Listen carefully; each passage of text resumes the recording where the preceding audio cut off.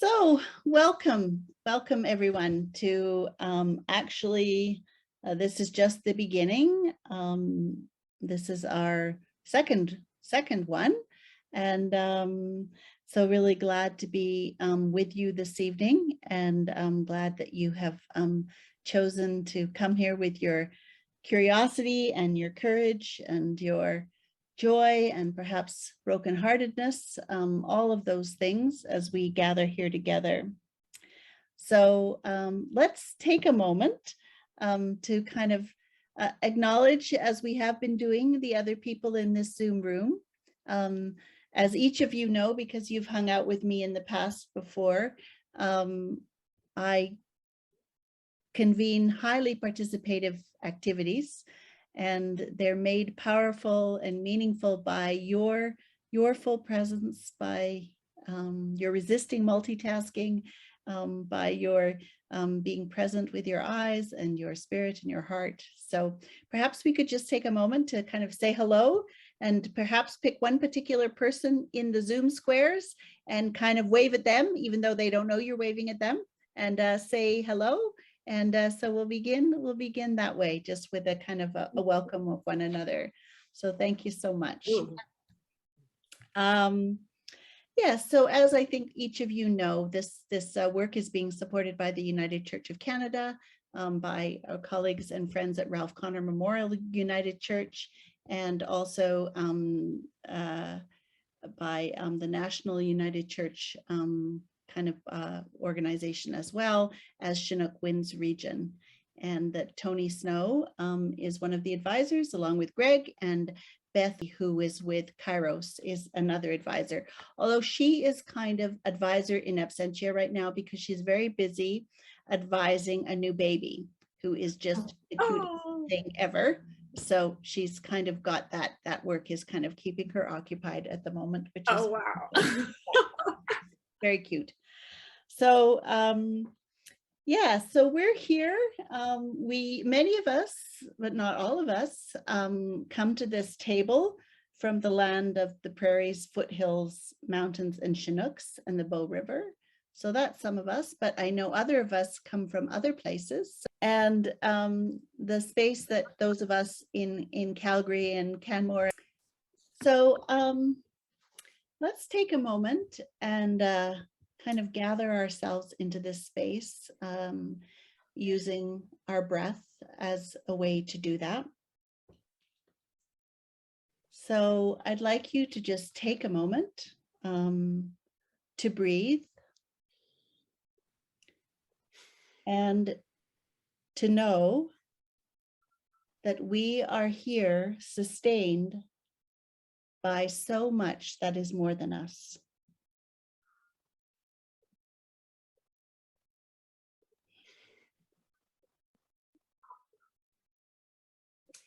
Which some of us name and know as the amazing biosphere, which holds us with the perfect amount of oxygen, gravity, water, sunlight, and nourishment. Which some of us also name as God, the Holy Creator, the Spirit, Jesus, the more than us. Let us take a moment to know we are here as a result of the provisioning of so much that is more than us.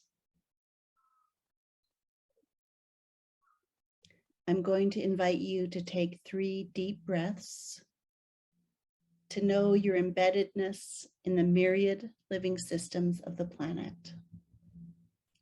To feel the tangibility of your breath moving in and out of your body of its own volition, as a sign that is always with each of us of our interwovenness with all that has been and all that will be. So I'll just pause and invite you to do some just riding of your breath for a few moments, for a moment, and just notice it's coming in and going out.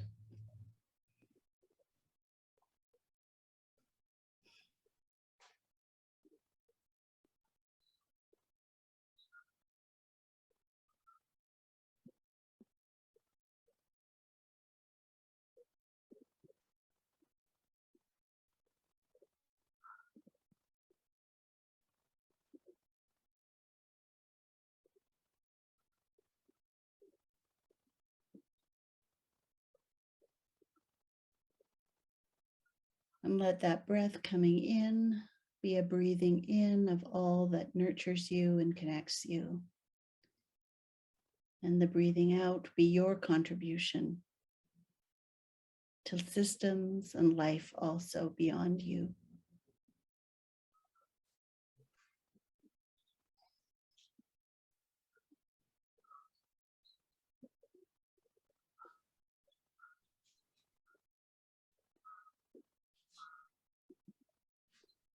And then I'd like to conclude our time of pause there and our time of breathing consciously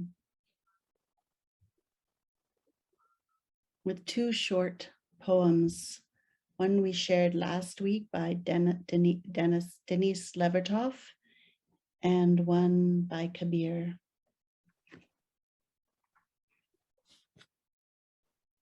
The Avowal by Denise Levertov. As swimmers dare to lie face to the sky, and water bears them.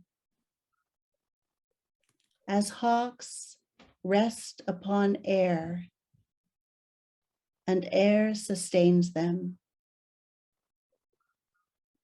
So would I learn to attain free fall and float into Creator Spirit's deep embrace, knowing no effort earns that all surrounding grace.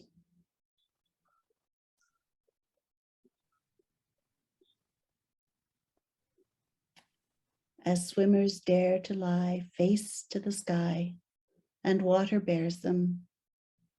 As hawks rest upon air, and air sustains them. So would I learn to attain free fall and float into Creator Spirit's deep embrace, knowing no effort earns that all surrounding grace.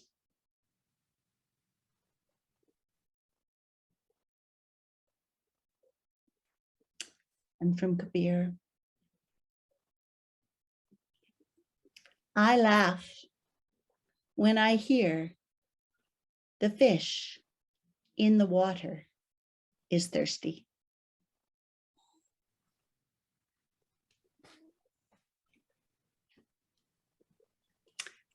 So welcome, everybody. So this evening, we'll move through our time together with words from poets. We'll move with the guidance of Matthew Fox about the 4 pathways of creation-centered spirituality. And we'll kind of do our journey with conversation.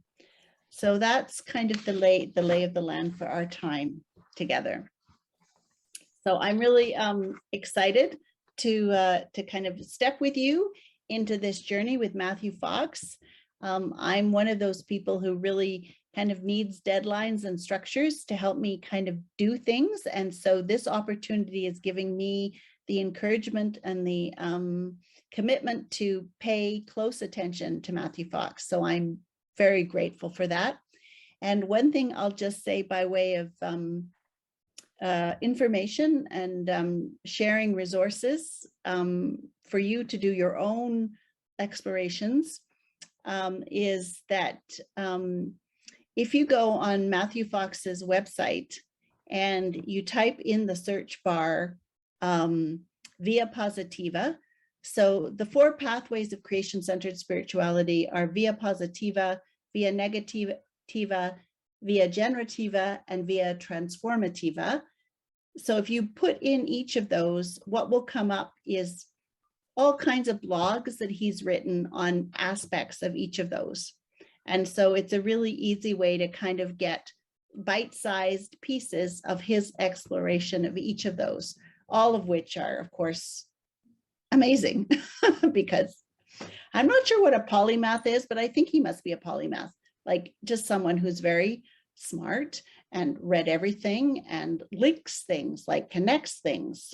So really a wonderful resource.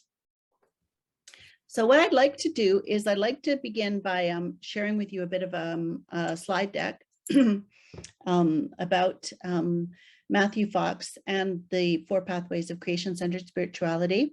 And I'm going to share them. And I need to say at the outset that I'm very grateful to my colleague and friend, Liz Reese, because she developed these slides for part of a series we did back in the winter called Stoking the Inner Fire, where we were exploring eco-mystics. And one of the eco-mystics we looked at was Matthew Fox. And so she created some of these slides, which I'm going to share with you now with credit to her. So.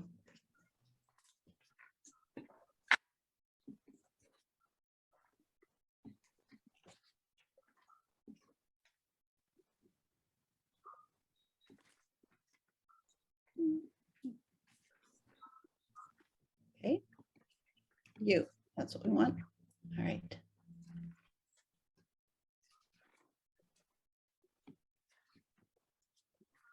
Okay, so the 4 paths of creation-centered spirituality.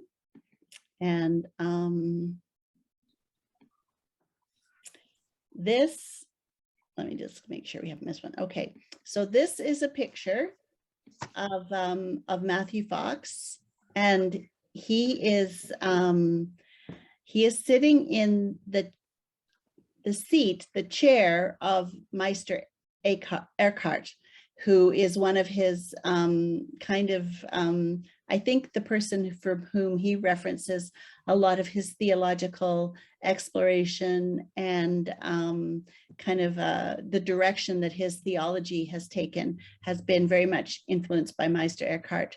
And so here he is, and I should know the place in Germany where this is, but I don't know it off the top of my head, sitting in this his seat, looking very kind of comfortable and enjoying it. So it's a lovely image of him.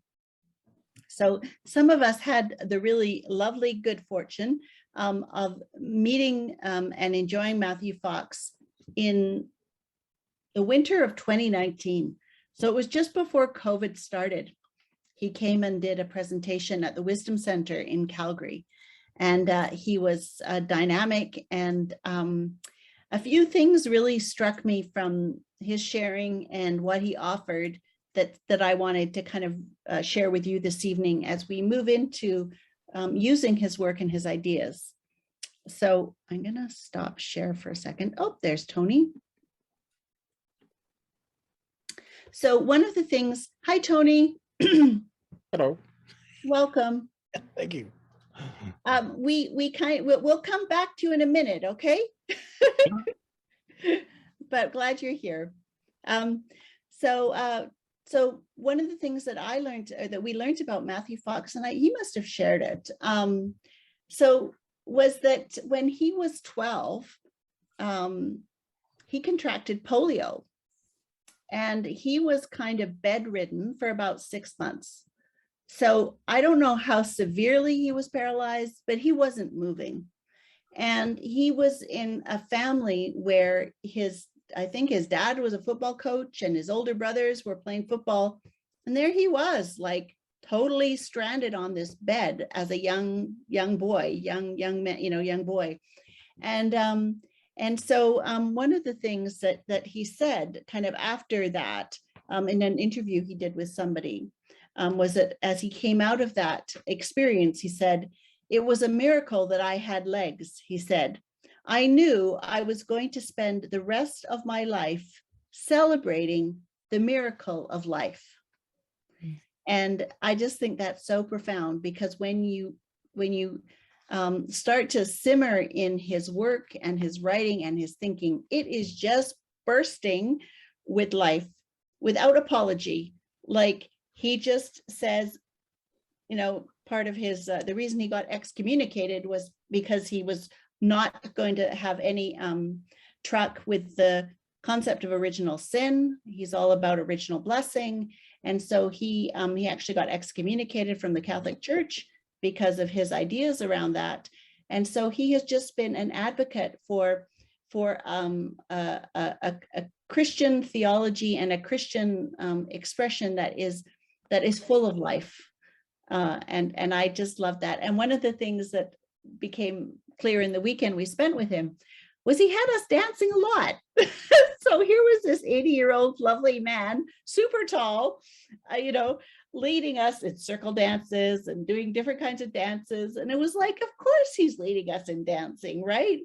He's carrying, he's embodying his intention to relish in life, in movement, in his legs, even all those decades later after his experience as a young boy. So I just love that story of how his personal journey, became so significant in the development of his theology and his experience of the divine, and where that has taken him in his life and what it has then brought to us. So I thought that was just very amazing. So let's just, okay, share. So to encounter creation spirituality today is like, let's go here, is like opening a jungle path that has been long covered with thick-rooted plants and bramble. We've been lost in a mechanized and non-mystical world. So that's his description of kind of our journey as we're discovering creation-centered spirituality. So the 4 paths are, path 1 is the path via Positiva, the path of awe and delight. So awe, wonder, the mystery of nature and all beings, each of whom is a word of God. So this is the first path. And the commandment that kind of goes along with it, which I love, is thou shalt fall in love at least 3 times a day. I think in our kind of Western culture, we think that, love is only of the romantic kind and you just have it with one person, whereas this is just speaking to the fact that we can experience a sense of love and delight with so many aspects of our experience in the created world, in our shared life with other humans, with the more than human, that there is that opportunity to enjoy it deeply. And I think some of you may have noticed that you received in the e-news that I sent out, got some instructions and suggestions about doing awe walks, which I think really ties in nicely with path number 1, which is learning kind of some practices about how to cultivate a sense of awe when you're outside. So that's path number 1. Path number 2 is around darkness, suffering, and letting go, the via negativa. So this is about recognizing that pain and suffering too are very much a real part of our spiritual journey, and that we kind of need to be permeable both to the beauty and the awe, and also permeable to the darkness and the suffering and the letting go. And the commandment is thou shalt dare the dark. Path number 3 is one of creativity and imagination. This is called Via Creativa. And this is about generativity, the sense that I guess kind of what Matthew Fox modeled in spades was just the incredible creative output of his life. 60 publications and starting, I think, a university, and just mentoring so many people and doing worship raves and just all kinds of amazing things. So co-creation with the divine, imaginative output, birthing our projects, writing them into existence. So the commandment is, do not be reluctant to give birth. Path number 4 is around justice and compassion. And this is kind of where the other 3 paths kind of come together. The sense of awe, delight, love of the world, as well as a sense of the brokenness, come together creatively in terms of how we respond, relieving the suffering of the world, compassionate collective action, justice, and joy. So the commandment is to be you compassionate as your creator in heaven is compassionate. All right, so those are the four pathways. And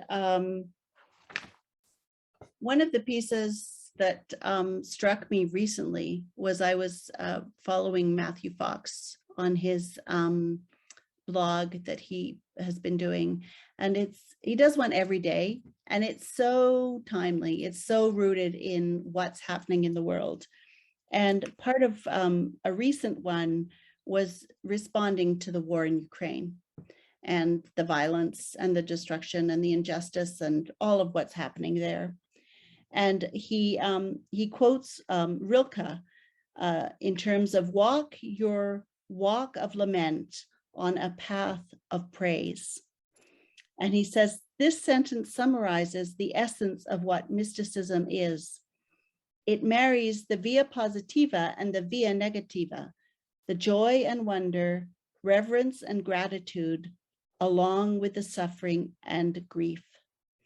It tells us to hold the grief in an embrace of joy. He goes on to quote Julian of Norwich when she talks of learning to live with both mirth and mourning. How we live with a wondrous mixture of well and woe, and how the mingling of both well-being and distress in us is so astonishing that we can hardly tell which state we or our neighbor are in. That's how astonishing it is, that both of these realities can be vibrant and alive in us at the same time, which I think we often see when people are grieving, right? That there will be grief, profound grief, and then there'll be this moment of joy or laughter, you know, as a memory comes, and there's this sense of how good something was at the same time as there's this sense of how sad something is. And that we have this capacity as human beings when we're alive to be able to be like that, to be able to hold both those things at the same time. And that's what good music does too. I think good music is able to hold both the dark, the notes that are deeper and darker, and as well as lighter, and that good music kind of brings those together. He also goes on to speak about Mary Oliver, and he says, this is what Mary Oliver, the praise poet, is also writing about when she insists that we pray by paying deep attention to the beauty that is in nature all around us. Oliver, who had been raped by her father as a child, knew about the dark river of grief and spent a lifetime healing herself and the rest of us through her prayer of paying attention to the wonders and gifts of Mother Earth. He says, we need to dive deeper into the beauty of existence itself while humanity sins and Putin's war rages on in order to survive.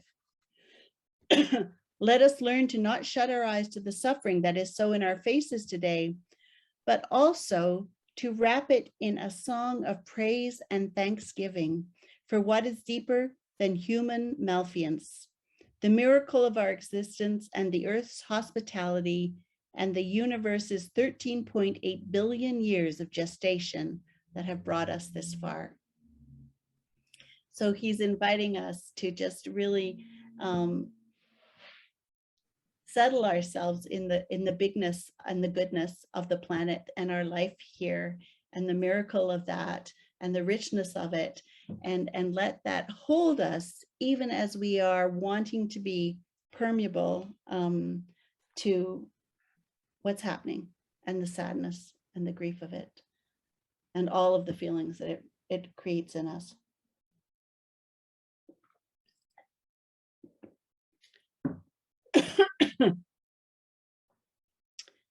So I wanted to bring two current words from two poets. One is Lithuanian and one is actually Ukrainian. And their words really tussle with this reality of being in love with the earth and relishing it and enjoying it at the same time, that there's such intense tragedy. And and these are courtesy of my kind of a poet guide, Richard Osler, who's been doing poetry retreats in Calgary for about 9 years. And he is paying close attention to poets' responses to what's happening in Ukraine. Okay, Trevor, I have to send this to you, right? So I just made that connection right now. Any other poets in the group? Please do. I can forward you Richard's e-news. Okay, wonderful. So this is, he shares a poem from Lithuanian Polish Nobel Prize laureate Czesław Milosz. I don't know how to pronounce that. So this is, and apparently this fellow who is passed, he died in 2004, was involved in the Second World War and spent time, like hours, in a field, you know, trying not to be bombed, you know, during the Second World War. So really visceral body experiences of that war. So this is his poem. Pure beauty, benediction. You are all I gathered from a life that was bitter and confused, in which I learned about evil, my own and not my own. Wonder kept seizing me, and I recall only wonder. I asked, how many times is this the truth of the earth? How can laments and curses be turned into hymns? What makes you pretend? What makes you need to pretend when you know better? But the lips praised on their own, and on their own the feet ran. The heart beat strongly, and the tongue proclaimed its adoration. So I just love that. Like he's saying, you know, I should know better. It's terrible out there, right? Like life is bad. And yet he says, I keep coming back to this joy, this love, this wonder, this appreciation, the beauty. I can't stop myself, even though I've had this other experience. And then this is a quote from Ilya Kaminsky, who is a Ukrainian poet. And he says, is it foolish to speak of little joys that occur in the middle of tragedy? It is our humanity, whatever we have left of it. We must not deny it to ourselves. He says, I am a love poet, or a poet in love with the world. It is just who I am. If the world is falling apart, I have to say the truth, but I don't stop being in love with that world. Isn't that amazing? So beautiful. So what I'd love to do before we move to enjoying what Tony has prepared for us around working with our land acknowledgement with a focus on the earth, is what I'd like you to do is I'd like you to take a moment, and perhaps you want to just, I'll give us about 5 minutes, maybe 3 minutes. What I'd like you to do is I'd just like you to jot down, perhaps you want to write it down on a piece of paper first, or maybe you can write it directly into the chat. But I'd like you to think about what have been those things that have caught your attention in the last week, both those things that have been of that tragic kind of nature, that the sorrow, the darkness, some incident. I mean, this war is so intimate. This war is so intimate. I mean, the information we're getting about, you know, the blow by blow of people's lives as they're falling apart is something that's, I don't think, ever happened before. One of the ones that this poet, Ilya Kaminsky, shared, tweeting, and Richard brought this to our attention, was a tweet from someone in Ukraine who tweeted to his family that their mother had died, and he had buried her in the schoolyard. And he drew a map of where she was buried, and he tweeted it out. And this was something that, you know, this is the kind of intimacy that's being shared with the world as people are living this experience. So I invite you to kind of think about, is there something like that?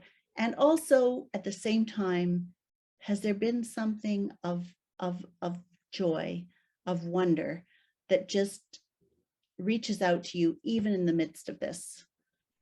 And to put both of those in the chat, and we'll just see what comes to us from the collection together of those things that we would share. So both the woe and the well-being.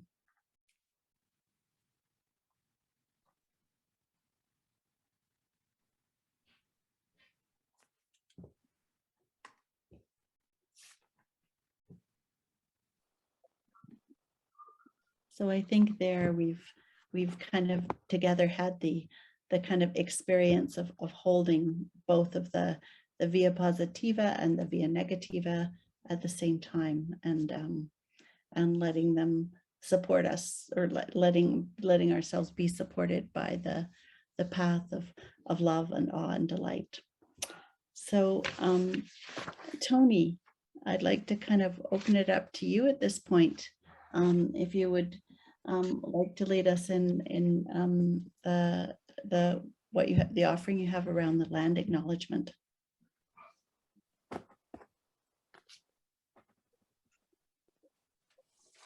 Sure. You could just make me a co-host for a second there.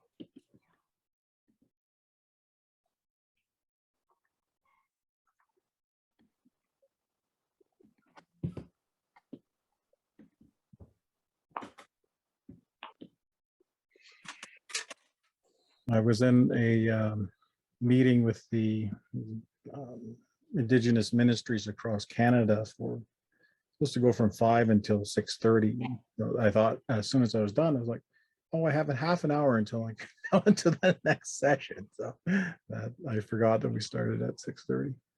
So my apologies to everyone. Just wanted to share a bit from sort of my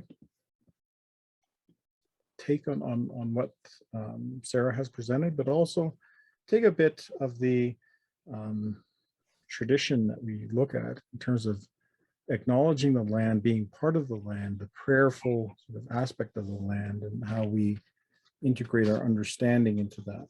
And so this is how we'll be invited to remember the earth at this time. So I just want to quickly do our smudge as a practice of bringing the earth into our circle, bringing the gifts of the earth. We talk about the smudge as a purification, as something that carries our prayers to the Creator. When we pick the plants, we give something back. And there's a teaching within that we are not to take more than we need. We are to share in creation and do our part to help steward creation through our acts. So let us pray.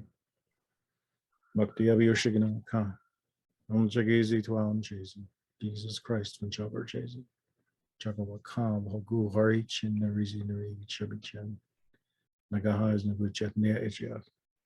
Amen. So we do that because when we think about sharing, we think about our history, and that the history of sharing has not always been benevolent or adequate to the needs of many. And so as we do this, we remember that the smudge was demonized, the practice was taken away and erased from our people. It was taken many generations to reclaim what that is. And so too are the ways in which we walk into the world, things that we have had to relearn. So an acknowledgement of land begins. The earth is our mother, based upon the land of our lives and the lessons of creation. Our ancestors knew that we were connected to the land, that we were educated by its rhythms, its seasons, its cycles. It is a place of belonging for which we give thanks to our Creator as we remember our story written in the visions of light, earth, water, and wind. And I just want to play this land acknowledgement from Joy Harjo, which was a one that she offered recently. This song we're going to do is it's a land acknowledgement song, and what it's saying is that we acknowledge the keepers, the original keepers of these lands. Right now we're coming to you from Tulsa, Oklahoma, the Muskogee Creek Reservation, and also lands of the Osage, the Cherokee, and many people. This has been a place of history, of some painful history, some beautiful history, and we're all here together, and we're all charged with being keepers of this land, of this place, and music is one way to be a keeper.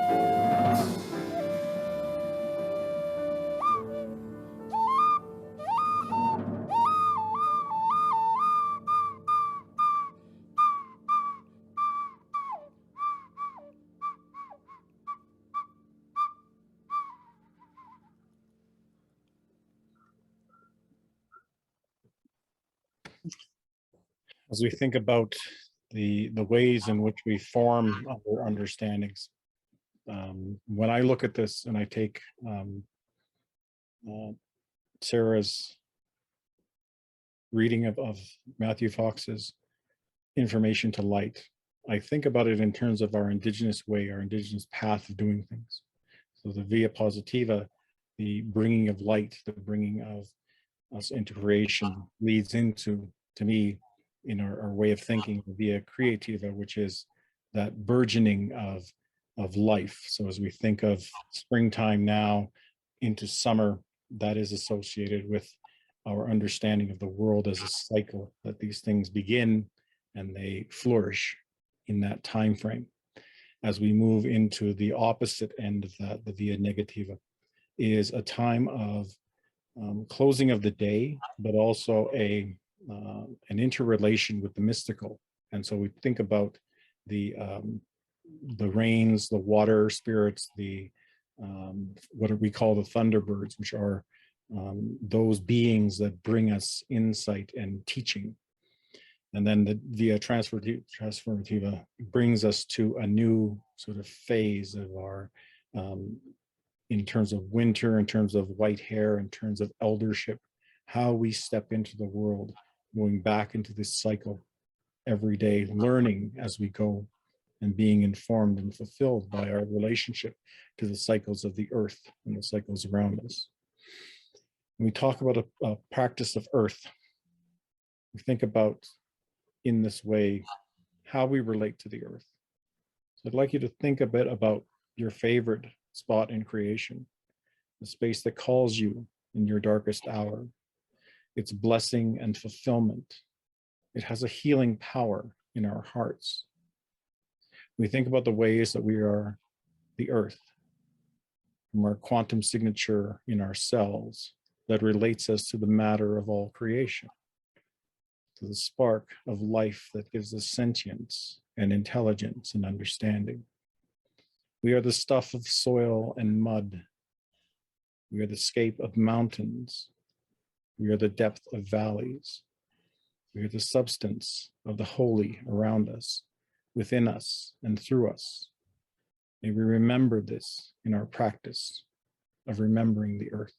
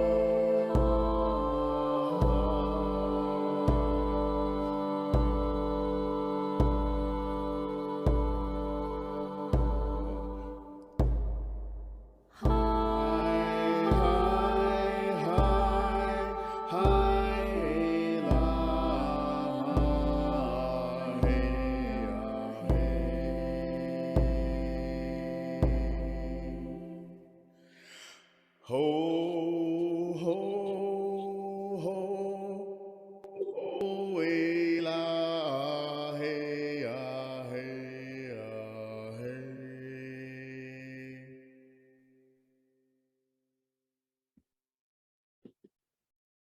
Thank you.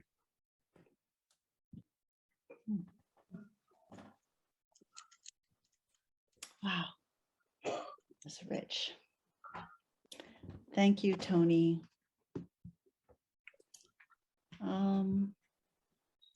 Well, what I'd like to do at this point, we have about 10 minutes left.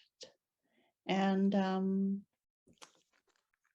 I think what I'd like to do is I'd like to just make space for us to do some sharing in this circle with all of us together. And I invite you to think about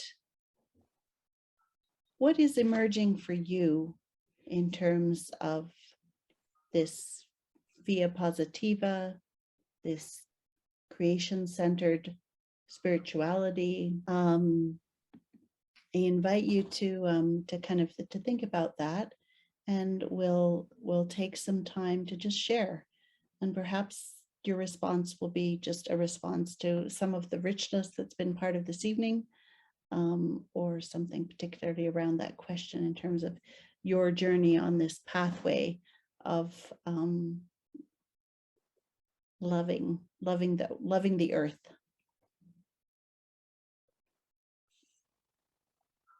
So we'll do it popcorn style. So we'll just allow whoever would like to kind of jump in first to go, which might take some courage. So.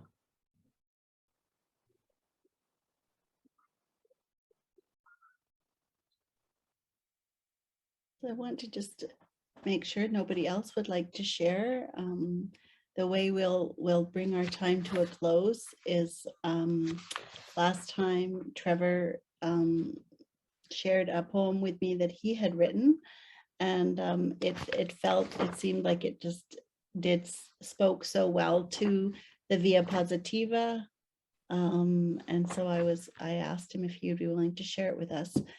But before he does that, just want to see if anyone else would like to speak into the circle before we move into that closing.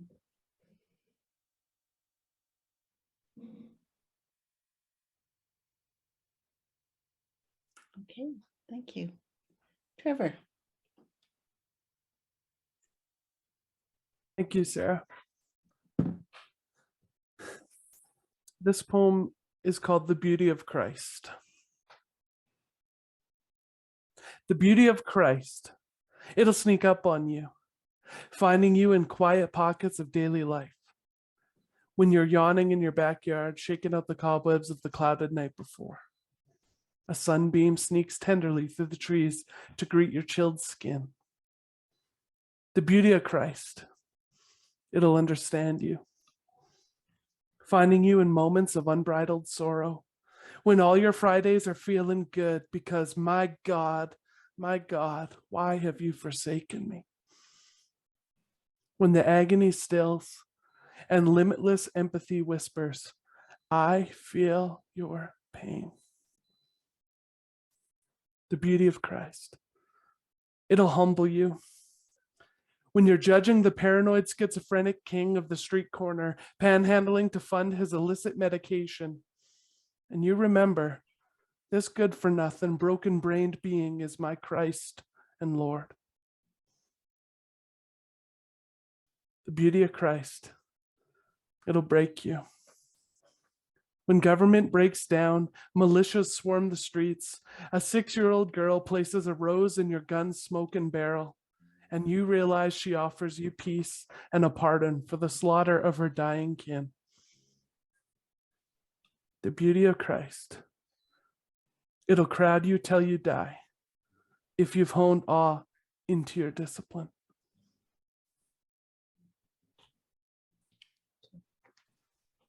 Thank you. So yeah, so as we kind of come to a close,